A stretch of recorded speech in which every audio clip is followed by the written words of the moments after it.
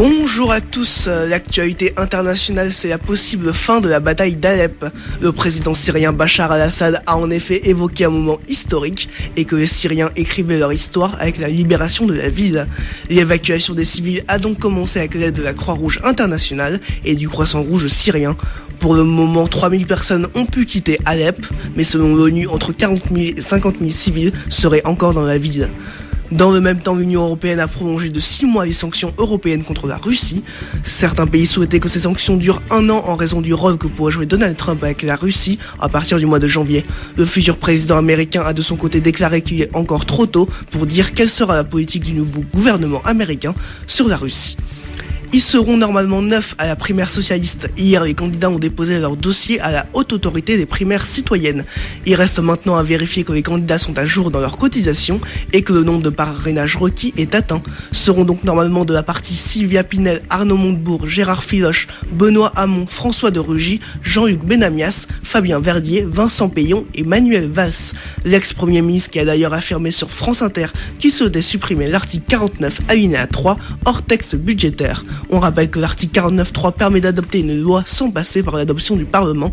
Manuel Valls l'avait utilisé pour faire passer les lois Macron et El Khomri. Nouveau pic de pollution en Ile-de-France. La circulation alternée est de nouveau mise en place et seules les plaques paires peuvent circuler. Le chauffage au bois est quant à lui également interdit. À Grenoble, c'est le 11e jour consécutif du pic de pollution.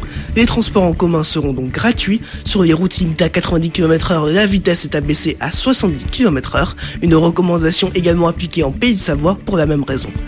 L'Assemblée nationale a adopté hier un article permettant de faire du Grand Dijon une métropole au 1er janvier 2018.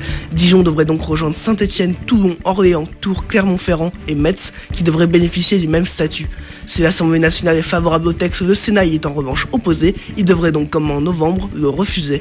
L'Assemblée nationale ayant le dernier mot, François Rebsamen, le maire de Dijon, estime que le texte devrait être adopté entre le 20 et le 25 janvier. En revanche, le Sénat ne s'est pas opposé à la prolongation de l'état d'urgence hier. En vigueur depuis les attentats du 13 novembre au Bataclan, il avait été supprimé en raison de la démission de Manuel Valls.